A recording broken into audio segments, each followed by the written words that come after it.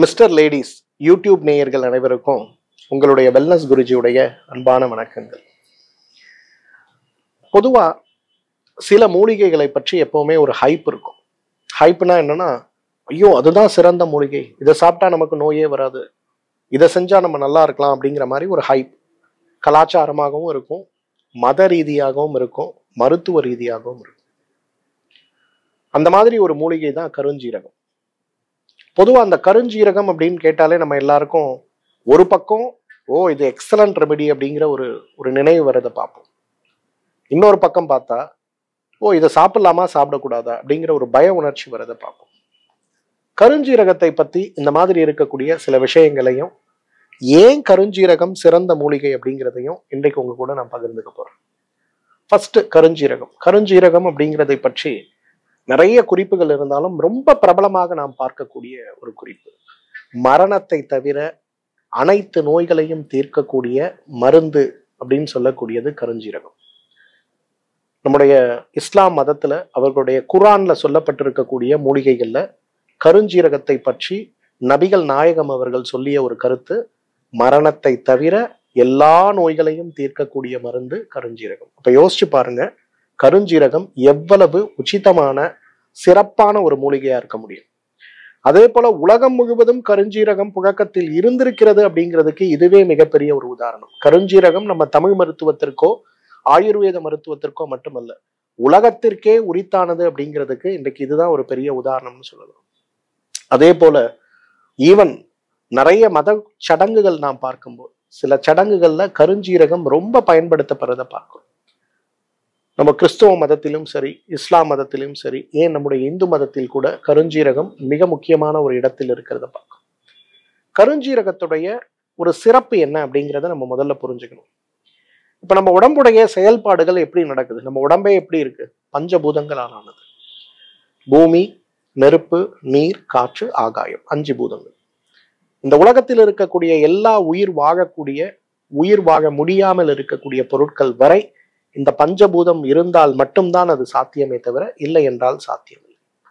இந்த பிரபஞ்சம்னு நம்ம சொல்லக்கூடிய என்டையர் யூனிவர்ஸுமே இன்னைக்கு ஆகாய மகாபூதத்தால் ஆயிருக்கிறத பார்க்கும். அப்ப அதற்குள்ள மிதந்து கொண்டிருக்கக்கூடிய கோள்கள் அனைத்துமே இன்றைக்கு பிருத்வின்னு சொல்லக்கூடிய மண் மகாபூதத்தால் ஆனதை பார்க்கிறோம். நெருப்பினாலான சூரியனை நம்ம பார்க்கிறோம். அப்ப இந்த உலகத்தில் மனிதனால் உணரக்கூடிய, பார்க்கக்கூடிய எல்லா விஷயங்களும் இந்த பஞ்சபூதங்களால் ஆனது. இதுல என்ன ஆகுதுன்னா, இந்த நீரும் மண்ணும் சேரும் போதுதான் நம்ம உடம்புல கபதோஷம் அப்படிங்கிறது உருவாகுது. காற்றும் நெருப்பும் சேரும் போது நம்ம உடம்புல பித்த தோஷம் உருவாகிறத பார்க்கிறோம். அதே போல வாதத்தால் இன்றைக்கு வாயு உருவாகிறத பார்க்கிறோம். அப்ப வாதம், பித்தம், கபம்ங்கிற மூன்றுமே இன்றைக்கு இந்த பஞ்சபூதங்கள்ல இருந்து உருவாகிறத பார்க்கிறோம். அப்ப இந்த பஞ்சபூதங்கள்ல இருந்து உருவாகக்கூடிய வாதமும் பித்தமும் கபமும் தான் நம்ம உடம்புல இயற்கையாகவே நம்முடைய ஒரே ஒரு அணுவாக இருக்கக்கூடிய ஒரு தாயுடைய கருமுட்டை, ஒரே ஒரு அணுவாக இருக்கக்கூடிய ஒரு தந்தையுடைய உயிரணு ஒன்றாக சேரும் போது எப்படி ஒரு 6 கிலோ, 4 கிலோ, 3 கிலோ இருக்கக்கூடிய ஒரு குழந்தையாக அது உருவாகிறது. அந்த இடத்துல இந்த வாதமும் பித்தமும் கபமும் அதோடைய செயல்பாடுகளை நிகழ்த்துவதாக. அப்ப வாதம், பித்தம், கபம்ங்கிற 3 விஷயங்களும் அதோடைய செயல்பாடுகளை நிகழ்த்த ஆரம்பிக்கும் போது நமக்கு உடம்புல ஏற்படுகின்ற மாற்றங்கள் தான் இன்றைக்கு நம்முடைய செரிமான மண்டலம், இரத்த மண்டலம், தசை மண்டலம், எலும்பு மண்டலம், கொழுப்பு மண்டலம், எலும்பு மஜ்ஜை மண்டலம், இனப்பெருக்க மண்டலம். அப்ப இந்த 7 தாதுக்களும் இந்த தோஷங்களுடைய வெளிப்பாடாகத்தான் நம்ம உடம்புல இருக்கு. இந்த 7 தோஷங்களும் நம்ம உடம்புக்குள்ள இயங்குவதற்கு தேவையான ஆற்றலை பிரபஞ்சத்திலிருந்து நாம் எடுத்துக்கொள்வதற்கு நமக்கு உதவி செய்யக்கூடியதுதான் சக்கரங்கள். மூலாதார சக்கரம், சுவாதிஷ்டான சக்கரம், மணிப்பூரக சக்கரம், அநாகத சக்கரம், விசுத்தி சக்கரம், ஆக்ஞா சக்கரம், சஹஸ்ரார சக்கரம், 7 சக்கரங்கள். இந்த 7 சக்கரங்களும் உடலை 5 வகை நிலைகளாக பிரிக்கிறது பார்க்கும். அன்னமய கோஷம், பிராணமய கோஷம், மனோமய கோஷம், விஞ்ஞானமய கோஷம், ஆனந்தமய கோஷம். உணவால் உருவாகக்கூடியது, பிராணத்தால் உருவாக்கக்கூடியது, மனதால் உருவாகக்கூடியது, புத்திசாலித்தனம், கேள்வி கேட்கின்ற திறனால் உருவாகக்கூடியது. இந்த 4 நிலைகளும் நாம் அடையும் போது, இறைநிலையை அடையும் போது நமக்கு கிடைக்கக்கூடிய நிலையாக ஆனந்தமய கோஷம் இருக்கிறத பார்க்கும். இதோட நம்ம உடம்பு முடிஞ்சிருதா? இல்ல. 5 அடி 6 அடி இருக்க மனுஷனை எப்படி நிர்வாகம் பண்றது? அப்ப உடம்புல இருக்கக்கூடிய 108 வர்ம புள்ளிகள் நம்ம உடம்புல இருக்கிறத பார்க்க. இந்த வர்ம புள்ளிகள்லாம் உடலுடைய முக்கியமான உறுப்புகளுக்கு பக்கத்துல இருந்து அந்த உறுப்புகளுடைய சக்தி ஓட்டத்தை சீராக்கி நம்ம ஓடுறோம், நடக்கிறோம், தூங்குறோம், குதிக்கிறோம், கத்துறோம், யோசிக்கிறோம். இந்த மாதிரி செயல்களுக்கு எங்கெல்லாம் நமக்கு சக்தி தேவைப்படுதோ அந்த இடத்துல இருக்கக்கூடிய ஒரு இடத்துல இருக்கக்கூடிய சக்தியை இன்னொரு இடத்துக்கு கொண்டு வந்து ஹார்ட் அட்டாக் வருது, உயிரை காப்பாற்றணும். அப்போ உடம்புல இருக்க சக்தி எல்லாம் ஒரு புள்ளிக்கு வரதை நம்ம பார்க்கலாம். மயக்கம் போட்டு விழுறோம், உடனே ஒரு இடத்துக்கு வரதை பார்க்கலாம். விபத்து ஏற்பட்டு ரத்த கசிவு ஏற்படுது, அந்த இடத்துல புள்ளிகள் சக்தி ஓட்டங்கள் மாறுவதை பார்க்க முடியும். அந்த மாதிரி சக்தி ஓட்டங்கள் அனைத்தையுமே உடல் முழுவதும் கொண்டு போகக்கூடிய ஒரு நிலையை உருவாக்கக்கூடியதுதான் வர்மங்கள். அப்ப நம்மளுடைய வர்மங்கள் 108 வர்மங்கள் சீரா இருக்கணும். நம்ம உடம்போட 5 அவயங்கள், இந்த பிராணமய, ஆனந்தமய, விஞ்ஞானமய கோஷங்கள் நல்லா இருக்கணும். நம்ம உடம்போட 7 சக்கரங்கள், அந்த சக்தி ஓட்டங்கள் தலையிலிருந்து கால் வரை ஓடிக்கொண்டே இருக்க வேண்டும். இது எல்லாத்துக்கும் ஆதாரமாக இருக்கக்கூடிய நம்ம உடம்புடைய 7 தாதுக்கள் நல்லா ஆரோக்கியமா இருக்கணும். இந்த 7 தாதுக்களுக்கு அடிப்படையாக இருந்து வேலை செய்யக்கூடிய 3 தோஷங்கள் சீராக இருக்கணும். இதெல்லாம் நமக்கு சீரா இருக்கிறதுக்கு காரணமா இருக்கக்கூடிய உடம்புடைய பஞ்சபூதங்கள் சரியாக இருக்கணும். அப்படின்னா இந்த எல்லா விஷயத்தையும் நம்ம செய்யறதுக்கு நமக்கு உதவி செய்யக்கின்ற ஒரு பெரிய அருமருந்து தான் கருஞ்சீரகம். இதுதான் அதோட பியூட்டி. கருஞ்சீரகம் சாப்பிட்டா புற்றுநோய் வராது, கருஞ்சீரகம் சாப்பிட்டா மாத விளக்கு சீராகும், கருஞ்சீரகம் சாப்பிட்டா கருப்பை கட்டி சரியாகும், இதெல்லாம் நம்ம சொல்றோம் இல்லையா? இதோடைய சயின்ஸ் பிஹைண்ட் ஒய் கருஞ்சீரகம் இஸ் an எக்ஸ்ட்ராடினரி ஹெர்ப்னு சொல்றதுக்கான காரணம் என்னன்னா இதுதான். நீங்க கருஞ்சீரகத்தை உங்களோட உடம்பு வாதமா, பித்தமா, கபமான்னு பார்க்க வேண்டியதில்லை. உங்களுக்கு இருக்கிறது சக்கரை நோயா, ரத்த கொதிப்பா அல்லது தைராய்டு நோயா பார்க்க வேண்டியதில்லை. உங்களுக்கு அடிபட்டு காயங்கள் ஏற்பட்டு வர்மங்கள்ல பாதிப்பு இருக்கா, சக்தி ஓட்டங்கள் தடைப்பட்டிருக்கா பார்த்துக்க வேண்டியதில்லை. எதுவுமே இல்லாம உடம்புடைய ஆரோக்கியத்தை மேம்படுத்தி உடலை மிகப்பெரிய அளவில் ஆரோக்கியப்படுத்தக்கூடிய ஒரு அருமருந்து எது அப்படின்னு பாத்தீங்கன்னா இந்த கருஞ்சீரகம் தான். அதனாலதான் இன்றைக்கு நபிகள் அவர்கள் சொன்ன ஒவ்வொரு எழுத்தும் வார்த்தையுமே இன்றைக்கு நம்முடைய வாழ்க்கையை மாற்றக்கூடிய அளவுக்கு, நமக்கு நல்வழிப்படுத்தக்கூடிய அளவுக்கு திறனுள்ளதாக இருக்கும்போது அவருடைய திருவாயிலிருந்து வந்த கருஞ்சீரகத்தை பற்றி இருக்கக்கூடிய குறிப்பு எவ்வாறு பொய்யாக போய்விட முடியும்? இந்த கருஞ்சீரகம் இன்றைக்கு மரணத்தை தவிர எல்லா நோய்களையும் நீக்கக்கூடிய ஒரு அருமருந்து அப்படிங்கிறதுல நம்ம யாரும் சந்தேகப்படவே வேண்டாம். கருஞ்சீரகத்துடைய என்னுடைய அனுபவத்தில் நான் பார்த்த டிஃப்ரெண்ட் கேசஸ், அதுக்கு எப்படி கருஞ்சீரகம் பெரிய அளவுல உதவி செஞ்சதுன்னு சொல்லக்கூடிய 5 கேஸ் மட்டும் நான் உங்க கூட பகிர்ந்துக்கிறேன். நம்பர் 1, ஒரு 24 வயது இருக்கக்கூடிய ஒரு பையன் என்னை பார்க்க வந்திருந்தான். எக்ஸ்ரே எல்லாம் எடுத்து வந்திருந்தாங்க. எக்ஸ்ரேல பார்க்கும்போது பார்த்தீங்கன்னா மார்பில் ஏதோ நுரையீரல்ல புற்றுநோயா அப்படின்னு அவங்களுக்கு ஒரு சந்தேகம். ஒரு வாரத்துக்கு முன்னாடி எங்கேயோ 2 வீலர்ல போய் கீழே விழுந்திருக்காரு. அப்புறம் மூச்சு விட முடியல. எக்ஸ்ரே எடுத்து பார்க்கும்போது எலும்பெல்லாம் ஒன்றும் உடையல. அப்புறம் 2 நாள் ஆகும்போது காஃப் பண்ணும்போது கொஞ்சம் பிளட் மாதிரி வந்திருக்கு. என்னன்னு தெரியலன்னு போய் டெஸ்ட் எல்லாம் எடுத்துட்டு வரும்போது உள்ள ஏதோ திசுக்கள் அடர்த்தி இருக்க மாதிரி இருக்கு, புற்றுநோயா இருக்கலாம் அப்படின்னு சொல்லி டாக்டர் சொன்னதை பார்த்து ரொம்ப பயந்து வந்திருந்தாங்க. அந்த ஃபேமிலி எனக்கு 20 வருஷமா தெரிஞ்சவங்க. அப்ப நான் எல்லாத்தையும் பார்த்துட்டு நாள் ராத்திரி எடுத்த எக்ஸ்ரேவும் அடுத்த நாள் எடுத்த எக்ஸ்ரேவும் நான் பார்த்துட்டு சிரிச்சுக்கிட்டே சொன்னேன், இதெல்லாம் புற்றுநோயெல்லாம் ஒன்றும் கிடையாதுங்க அப்படின்னு. அவங்க அப்பாவே ஒரு டாக்டர் தான். அவர் என்ன கேட்டாரு, எப்படி டாக்டர் சொல்றீங்க அப்படின்னாரு. நான் சொன்னேன், என்னங்க நாள் ராத்திரி நீங்க எடுத்திருக்கீங்க ஒரு எக்ஸ்ரே, அடுத்த நாள் காலையில ஒரு ஸ்கேன் பண்ணிருக்கீங்க. கண்ணுக்கே தெரியாம இருந்த ஒரு இடம் திடீர்னு பார்த்தா ஒரு 4 சென்டிமீட்டர் அளவு வந்திருக்குன்னா அது புற்றுநோய் ஒரு ராத்திரியில 4 சென்டிமீட்டர் வளருமான்னா அதுக்கு பதில் இல்லை. நான் சொன்னேன், அவன் உள்ள ப்ளீட் ஆகுது, அவனுக்கு ஒரு நுரையீரலுக்குள்ள காயம்பட்டதுனால இன்டர்னல் ப்ளீடிங் கிளாட் ஆயிருக்கு. ஸோ இதுக்கு நம்ம பண்ண வேண்டிய சிகிச்சை என்ன டாக்டர், நான் என்ன பண்ணட்டும் அப்படின்னு கேட்டார். நான் சொன்னேன், ஒன்றும் இல்லை, பையனை ரெஸ்ட்ல வைங்க. மாப்பிள்ளை சம்பா அரிசி ஒரு கைப்பிடி எடுத்துட்டு அதை நல்லா ராத்திரிலாம் தண்ணியில ஊற வச்சிருங்க. அடுத்த நாள் காலையில இந்த மாப்பிள்ளை சம்பா அரிசியை குக்கர்ல போட்டு ஒரு 7 விசில் வர அளவுக்கு நல்லா வேக வைங்க. வேக வச்சு எடுத்த மாப்பிள்ளை சம்பா அரிசியில கருஞ்சீரக எண்ணெயை 2 டேபிள் ஸ்பூன் கலந்து 3 நாளைக்கு கொடுங்க. 4வது நாள் மீண்டும் எனக்கு ஒரு எக்ஸ்ரே எடுத்துட்டு என்னை பாருங்க அப்படின்னு. சரின்னு சொல்லிட்டு 3 நாள் கழிச்சு 4வது நாள் என்னை பார்த்தாங்க. எக்ஸ்ரே பார்த்தா ஒண்ணுமே இல்லை, எல்லாம் கிளியரா இருந்தது. அவருக்கு அவ்வளோ பெரிய ஆச்சரியம். எப்படி சார் இது சாத்தியம் அப்படின்னு கேட்டேன். நான் சொன்ன கருஞ்சீரகத்துடைய பயன் உடம்பில் இருக்கக்கூடிய இறந்த திசுக்களை, இறந்த தேவையற்ற கழிவுகளை வெளியேற்றுவதிலேயும், உடலுக்குள்ளே ஏன் மூளையுடைய அடிப்படை அணுக்கள் இருக்கக்கூடிய சில வகையான மாற்றங்களையும் மாற்றக்கூடிய சக்தி இந்த கருஞ்சீரகத்துக்கு உண்டு. நிறைய கேசஸ் இந்த மாதிரி மிராக்கலா குணமாயிருக்கிறது கருஞ்சீரக எண்ணெயினால குணமாயிருக்கிறது நான் பார்க்கிறேன். ஏன்னா கருஞ்சீரகம் நம்ம பொருளா சாப்பிடணும்னா, சூரணமா சாப்பிடணும்னா ஒரு நாளைக்கு வந்து 20 கிராம், 1 கிலோ எடைக்கு 1 கிராம் சாப்பிடணும். நீங்க 50 கிலோ இருக்கீங்கன்னா 50 கிராம் சாப்பிடணும், முடியாது இல்லையா? ஆனா 50 கிராம் கருஞ்சீரகத்தை நீங்க அடைச்சிங்கன்னா உங்களுக்கு 5 மில்லி அந்த எண்ணெய் கிடைக்கும். அந்த 5 மில்லியை நீங்க ஒரு ஸ்பூன் வெந்நீர்ல கலந்து சாப்பிட்றது சுலபமான வேலை தான் இல்லையா? ஸோ அந்த தம்பிக்கு அது வந்து ரொம்ப பெரிய அளவுல உதவி செஞ்சது. அப்போ உங்க உடம்புல எங்கெல்லாம் இன்டர்னல் ப்ளீடிங் இருக்கோ, இன்ஃப்ளமேஷன் இருக்கோ, அல்லது கருப்பை கட்டிகள் இருக்கோ, அல்லது வந்து கணைய பாதிப்பு, கணையத்துல கல் இருக்கு, பித்தப்பையில கல் இருக்கு, ஈரல்ல கல் இருக்கு, ஈரல் வந்து நோய்பாய்ப்பட்டிருக்கு, ஈரல் கொழுப்பு படிஞ்சிருக்கு, இந்த மாதிரி கண்டிஷன்ல இருக்கவங்க கூட இந்த கருஞ்சீரக எண்ணெயை சாப்பிட்டாங்கனாலே அவ்வளவு பெரிய மாற்றம் வரதை நம்ம பார்க்க முடியும். ஸோ கருஞ்சீரக எண்ணெய் மிகப்பெரிய அளவில் நம்ம ஆரோக்கியத்தை மேம்படுத்தக்கூடியது. செகண்ட் கேஸ் வந்து ஒரு 34 இயர்ஸ் இருக்கக்கூடிய ஒரு அன்மேரிடு விமன் மதுரையில வந்து என்ன பார்த்துருந்தாங்க. அவங்களுக்கு வந்து கல்யாணம் ஃபிக்ஸ் ஆயிருக்கு, 6 மாசத்துல கல்யாணம்.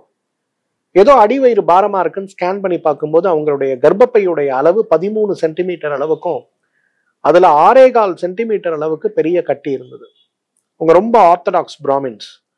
டாக்டர் கிட்ட போகும்போது இல்ல நீங்க வந்து கர்ப்பப்பையை எடுத்தாகணும், கல்யாணம் ஆகாத பொண்ணு கர்ப்பப்பையை எடுத்தா என்ன வருது, அப்ப வேற என்ன பண்ண முடியும், டிஎன்சி ஏதாவது பண்ண முடியுமா, இல்ல கட்டி பெருசா இருக்கு அதனால ரிஸ்க் நாங்க பண்ண மாட்டோம் அப்படின்னு டாக்டர் சொன்னதுனால அவங்க ஒரு ரெஃபரன்ஸ்ல என்னை வந்து பார்த்தாங்க. ஒரு கோயில் ஆச்சாரியார் பட்டாச்சாரியார் சொன்னதுனால என்னை வந்து பார்த்தாங்க.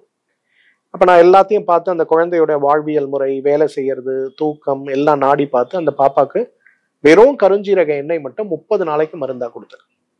அது கூட வந்து நம்முடைய வாழ்வியல் முறைகள், உணவு, நீர், காற்று, உடல் சுத்தி, மனோசுத்தி, ஆத்ம சுத்தி, அபியாசம்னு சொல்லக்கூடிய 7 பிரின்சிபல்ஸ் ஆஃப் லைஃப்னா என்னன்னு சொல்லி கொடுத்து அதுக்கு கருஞ்சீரக எண்ணெய் கொடுத்துருந்தேன். டெய்லி காலையில 5 மில்லி கருஞ்சீரக எண்ணெய் சுடுதண்ணியில சாப்பிடணும். அது ஒண்ணுதான் மருந்து, வேற ஒண்ணுமே கிடையாது. 30 டேஸ் கழிச்சு அவங்க கொண்டு வரும்போது அவங்களோட கட்டி 6 சென்டிமீட்டர் அளவுக்கு இருந்த கட்டி வந்து வெறும் 2 சென்டிமீட்டரா குறைஞ்சு போயிருந்தது. 13 சென்டிமீட்டர் இருந்த அவங்களோட கர்ப்பப்பை வந்து பாத்தீங்கன்னா அப்படியே ஷ்ரிங்க் ஆகி வெறும் 11 சென்டிமீட்டரா மாறி இருந்தது. அந்த அவங்க வழக்கமா பாக்குற கைனகாலஜிஸ்ட் அந்த அம்மா கிட்ட இந்த ரிப்போர்ட்டை கொண்டு போய் ஒரு ரெஃபரன்ஸ்க்கு அவங்க காட்டும் போது அவங்க வந்து இல்ல ரிப்போர்ட் தப்பா கொடுத்துருப்பாங்க, இதை நம்பாதீங்க, நீங்க போய் எம்ஆர்ஐ பண்ணுங்க அப்படின்னு. எம்ஆர்ஐலயும் அதே ரிப்போர்ட் வந்த பிறகு அவங்களுக்கு ரொம்ப மகிழ்ச்சி.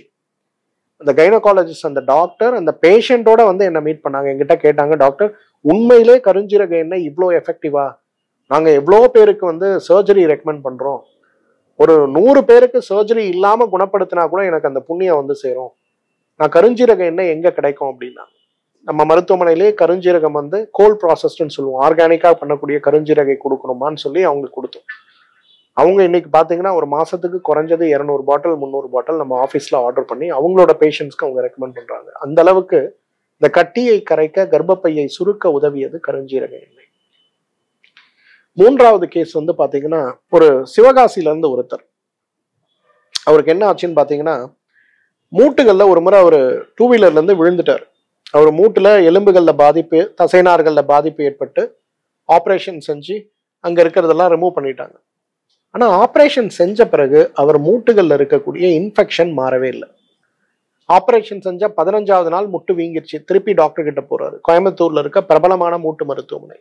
அவங்க திரும்ப கட் பண்ணி இன்னொரு ஆப்ரேஷன், மூட்டு இன்ஃபெக்ஷன் ஆயிடுச்சுன்னு இருக்கிறதுலே மோஸ்ட் பவர்ஃபுல் ஆன்டிபயோட்டிக்ஸ் மருந்துகளை கொடுக்குறாங்க.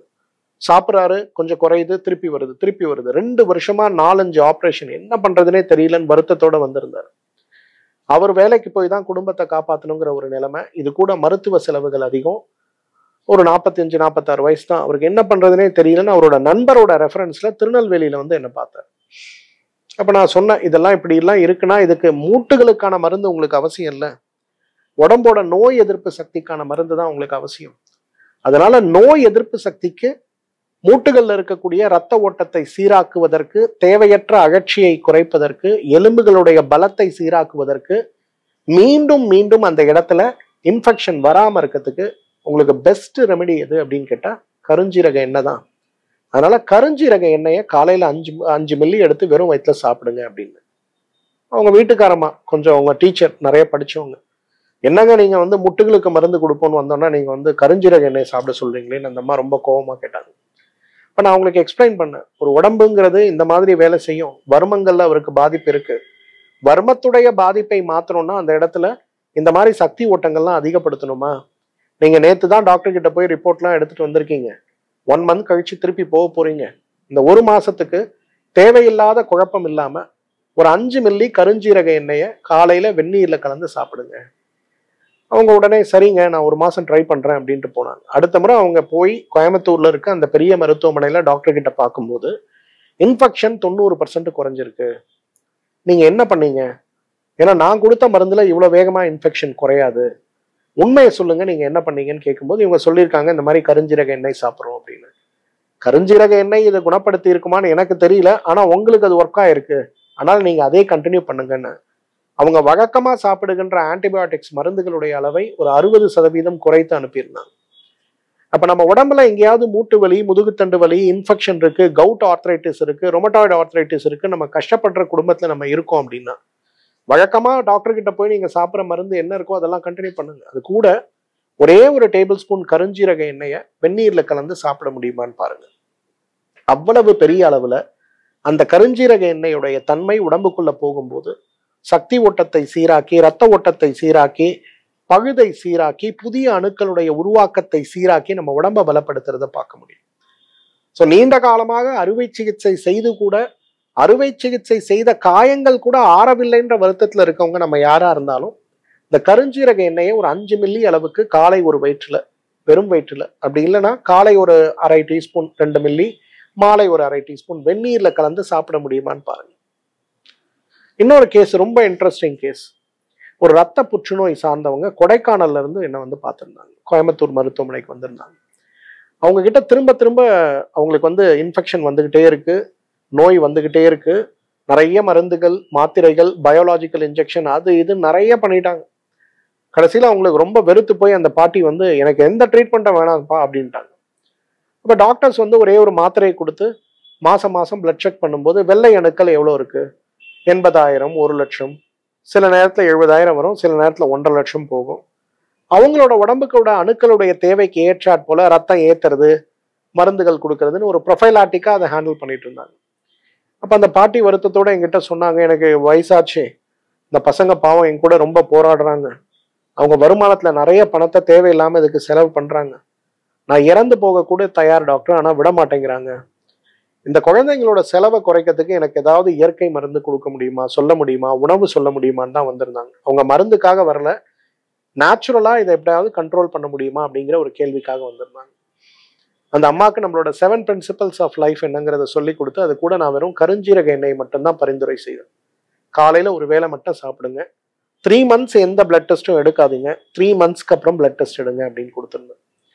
3 மாசம் கழிச்சு அவங்க பார்க்கக்கூடிய ஆங்காலஜிஸ்ட் அவங்க போய் பார்க்கும்போது அவங்களுடைய அந்த எண்ணெய் அவங்களோட டெஸ்ட் பண்ணி பார்க்கும்போது அவ்வளவு பெரிய change. First time after 5 years அவங்களோட வெள்ளை அணுக்களோட எண்ணிக்கை 30,000க்கு வந்திருந்தது. இதுவரையிலும் 70,000க்கு குறைஞ்சி வந்ததே கிடையாது. அப்ப அந்த மருத்துவர் கேட்டிருக்காரு, எங்களோட ட்ரீட்மெண்ட்ல என்ன நடக்கும்னு எங்களுக்கு தெரியுமா, நான் ப்ரொஃபைலாட்டிக் மருந்து தான் கொடுத்துருக்கேன், உங்க நோயை குணப்படுத்துறதுக்கு மருந்து கொடுக்கல, அப்ப இதை மீறி உங்களோட நோய் குணமாகுதுன்னா அங்க நிறைய நல்ல விஷயங்கள் நடக்குது அப்படின்னு அர்த்தம். அப்ப என்ன பண்றீங்கன்னு கேட்கும்போது அந்த மாதிரி என்னோட பேர் சொல்லி இந்த கருஞ்சீரக எண்ணெய் சாரு சொன்னாங்க, மற்றபடி டயட்லாம் கொடுத்துருக்காங்க, யோகாலாம் கொடுத்துருக்காங்கன்னு சொன்ன பிறகு அந்த டாக்டர் அவங்களோட ஆங்காலஜிஸ்ட் ரொம்ப நல்ல விஷயம், அவரை பத்தி நிறைய பேர் என்கிட்ட சொல்லியிருக்காங்க, ட்ரீட்மெண்ட்டை பத்தியும் எக்ஸ்பிளைன் பண்ணியிருக்காங்க, நீங்க இந்த கருஞ்சீரக எண்ணெயை தொடர்ந்து பயன்படுத்துங்கன்னு சொல்லியிருக்காங்க. இப்போ ஆல்மோஸ்ட் 2.5 வருஷம் ஆச்சு. அவங்களோட வெள்ளை அணுக்கள் பாத்தீங்கன்னா 15,000ல இருந்து 20,000 வரையிலும் அந்த எண்ணிக்கையில இருக்கு. அவங்க சாப்பிட்ற அந்த புற்றுநோய்க்கான மாத்திரையும் சாப்பிட்றாங்க, கூட கருஞ்சீரக எண்ணெயும் சாப்பிட்டுட்டு இருக்காங்க, ரொம்ப நல்லா இருக்காங்க.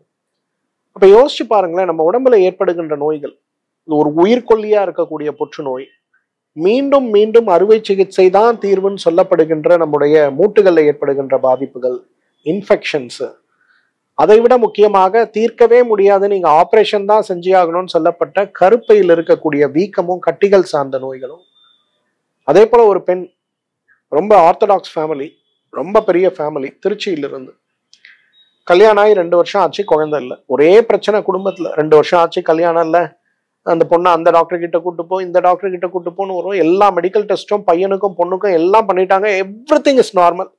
பொண்ணுக்கு மட்டும் கொஞ்சம் கருமுட்டை பையில நீர் கட்டி இருக்கு. ஆனா பீரியட்ஸ்லயோ அல்லது ஓவலூஷன்லயோ எந்த பிரச்சனையும் இல்லை. அந்த கோவில், இந்த கோயில், அந்த ஹோமம், இந்த ஹோமம், பரிகாரம்னு ஏகப்பட்டது பண்ணிட்டு இருக்காங்க. எவ்வளவோ முயற்சி பண்றாங்க. அவர்களுடைய அந்த குழந்தையின்மைங்கிற நோய் அவங்கள ரொம்ப வாட்டி இருந்தது. பொதுவா திருச்சி மருத்துவமனையில நாடி பார்ப்பதற்காக காலையில பேஷண்ட்ஸை வர சொல்லுவோம். அந்த மாதிரி ஒரு முறை அவங்கள வர சொல்லி 2 பேருக்கும் நாடி பார்க்கும்போது உடலுடைய சக்தி ஓட்டத்துடைய குறைபாடு இருந்ததை பார்த்தோம். இன்னைக்கு மெடிக்கலி நம்ம ஒரு டெஸ்ட் பண்ணும்போது என்ன பார்க்குறோம்னா, ஒரு உறுப்பு எப்படி இருக்கு, உறுப்பினால் செய்யக்கூடிய செயல்பாடுகள் எப்படி இருக்கு, இதை தான் நம்ம பார்க்குறோம்.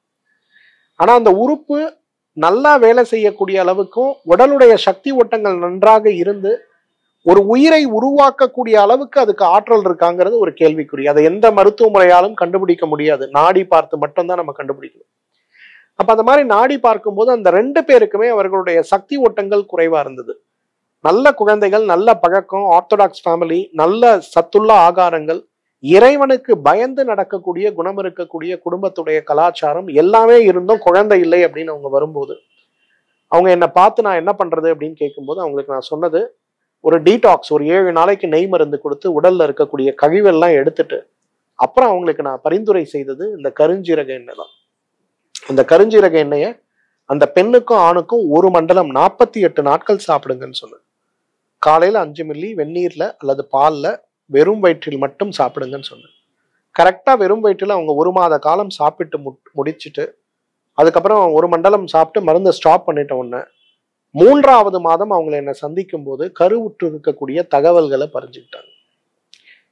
அப்பதான் எனக்கு நிறைய பேருக்கு இந்த எக்ஸ்பீரியன்ஸ் இருந்தாலும் கூட அப்போ முறையாக நம்ம ஒரு டீடாக்ஸ் செஞ்சுட்டு ஒரு கருஞ்சீரக எண்ணெயை சாப்பிடுவதே இன்றைக்கு குழந்தையின்மை நோய்க்கு மிகப்பெரிய மருந்தாக இருக்கும் அப்படின்னும் போது இன்னைக்கு இவ்வளவு IVF சிகிச்சைகளும் IUI சிகிச்சைகளும் தேவையா அப்படிங்கிற ஒரு கேள்விக்குறி வரதை நான் யோசிக்கிறேன். விஞ்ஞானம் ஒரு பக்கத்துல வளர்ந்துகிட்டே போகுது. இன்னைக்கெல்லாம் அம்மாவே இல்லாம மெஷினே குழந்தைய வயிற்றுல வச்சு கொடுக்கக்கூடிய டெக்னாலஜி எல்லாம் டெவலப் பண்ணிட்டு இருக்கோம்.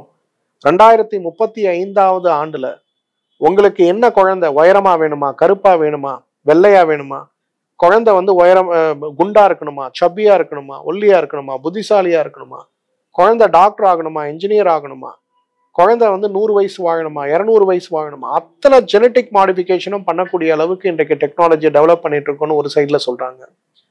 நம்முடைய சித்தர்களும் முன்னோர்களும் எவ்வளவு அழகா பண்ணியிருக்காங்க பாருங்க. ஒரு சின்ன டீடாக்ஸ் முடிச்ச பிறகு உங்களுடைய சக்தி ஓட்டத்தையும் உங்களுடைய துணையுடைய சக்தி ஓட்டத்தையும் அதிகப்படுத்தி மூலமாக உருவாகக்கூடிய சந்ததி உங்களை விட சிறப்பாக இருப்பதற்கான முயற்சிகளை செய்யக்கூடியதுதான் இயற்கை சிகிச்சை முறை. ஸோ அந்த வகையில பார்த்தீங்கன்னா இன்றைக்கு கருஞ்சீரக எண்ணெய் குழந்தை பேரு அற்று சிரமப்பட்டு கொண்டிருக்கக்கூடிய எவ்வளவோ தம்பதிகளுக்கு 1 குழந்தை 2 குழந்தை அல்ல, வேண்டிய செல்வத்தை பெறுகின்ற அளவுக்கு வரமளிக்கக்கூடிய ஒரு அருமருந்து. ஆனா ஒரு டீடாக்ஸ் முடிச்சுட்டு இந்த கருஞ்சீரக எண்ணெயை நம்ம எடுக்கும்போது அதோடைய பலன்கள் மிக அதிகமாக இருக்கிறத நம்ம பார்க்கிறோம். ஸோ அந்த வகையில டீடாக்ஸ் சிகிச்சைக்கு பிறகு கருஞ்சீரக எண்ணெயை காலை 5 மில்லி 1 மண்டலம் தான், தொடர்ந்து சாப்பிடக்கூடாது. 48 டேஸ் தொடர்ந்து சாப்பிடும்போது உடலுடைய சக்தி ஓட்டம், அணுக்களுடைய முழுமையான தன்மை, ஒவ்வொரு அணுவும் அதுடைய 100% திறம்பட செயல்படுகின்ற தன்மை சீராக வரும்போது நம்முடைய ஆரோக்கியத்துல அவ்வளவு பெரிய மாற்றம் ஏற்பட்டு விடுவதை நம்ம பார்க்க முடியும். கருஞ்சீரக எண்ணெய் நம்முடைய ஆரோக்கியத்திற்கான மிகச்சிறந்த மருந்துன்னு சொல்லலாம். கருஞ்சீரக எண்ணெயை ஆரோக்கியத்திற்காக, அதாவது பிரிவென்ஷன், கியூர், ரெஜுவனேஷன் சொல்லுவோம். நோயற்ற வாழ்க்கைக்கு கருஞ்சீரக எண்ணெய், நோயுற்றிருந்தால் நோயை குணப்படுத்துவதற்கு கருஞ்சீரக எண்ணெய், தீர்க்க முடியாத நோயோடு போராடி கொண்டிருந்தாலும் அந்த நோயுடைய தீவிரத்தை குறைப்பதற்கு கருஞ்சீரக எண்ணெய். பிரிவென்ஷன், கியூர், ரெஜுவனேஷன் சொல்லக்கூடிய 3 விஷயத்திற்கும் கருஞ்சீரக எண்ணெய் அப்படிங்கிறது ரொம்ப சிறந்த ஒரு மருந்து. 50 கிராம் கருஞ்சீரகம் சாப்பிடணும். ஒரு மனுஷன் 50 கிலோ இருக்கும்னா நம்மளால அவ்வளவு சாப்பிட முடியாது. ஆனா 5 மில்லி கருஞ்சீரகம் நம்ம சாப்பிட்டோம்னா, எண்ணெயை சாப்பிட்டோம்னா அந்த 50 கிராம் சாப்பிட்றதுக்கான முழு பலனையும் நாம் அடைய முடியும். இன்றைக்கு ஆணா இருக்கட்டும் பெண்ணா இருக்கட்டும், குழந்தையாக இருந்தாலும் கூட, இன்றைக்கு குழந்தை 5 வயது குழந்தையா இருந்தா கூட 10 சொட்டு கருஞ்சீரக எண்ணெயை டெய்லி காலையில கொடுங்க. இந்த குழந்தை சிக்காகுதான்னு பாருங்களேன். கோல்டு வராது, காஃப் வராது, ஃபீவர் வராது. மாசத்துக்கு ஒரு முறை தூக்கி டாக்டர் வீட்டுக்கு நம்ம ஓட வேண்டாம். ஆன்டிபயோட்டிக்ஸ் மருந்துகள் கொடுக்க வேண்டாம். ஜீரணம் நல்லா இருக்கும், மோஷன் ஃப்ரீயா போகும், தொப்பை வராது, உடம்புல வைட்டல் ஆர்கன்ஸ் எல்லாம் ஸ்ட்ரென்தன் ஆகும். அந்த அளவுக்கு சிறப்பான தீர்வு நமக்கு கிடைக்கும். வயசுக்கு வந்த பெண் குழந்தையா இருக்காங்களா, அவங்களுக்கு குறைந்தது 30 சொட்டாவது கருஞ்சீரக எண்ணெயை டெய்லி கொடுங்க. காலையில எழுந்த உடனே ஒரு துளி தேன் எடுத்து அதுல கருஞ்சீரக எண்ணெயை கலந்து ஃபர்ஸ்ட் அந்த குழந்தைக்கு அதை கொடுத்துருங்க. அப்புறம் ஒரு கிளாஸ் வெந்நீர் கொடுங்க. அடுத்த 15 நிமிஷத்துக்கு எதுவும் சாப்பிட வைக்காது. இதை கொடுத்து பாருங்க. மாதவிலக்கு சீராகும், பெண்மை தன்மைக்கான ஹார்மோன்கள் உடம்புல நல்லா ஆகும், குழந்தை பார்க்கறதுக்கு பொலிவா இருப்பாங்க, அழகா இருப்பாங்க. அந்த பார்க்கும் போதே ஆரோக்கியம் சார்ந்த அந்த தோல் மின்னுகின்ற ஒரு நிலை இருக்கு பாருங்க, அது அந்த குழந்தைகளுக்கு வரதை பார்க்க முடியும். புத்திசாலித்தனம், பொறுப்பான தன்மை, தேவையற்று ஏற்படுகின்ற வெள்ளைப்படுதல், தேவையற்று ஏற்படுகின்ற உடல் மன கோளாறுகள், பிரயாணங்களால் ஏற்படுகின்ற பலவீனங்கள் கூட இல்லாம அந்த குழந்தைகள் ஆரோக்கியமா இருக்கிறத பார்க்க முடியும்.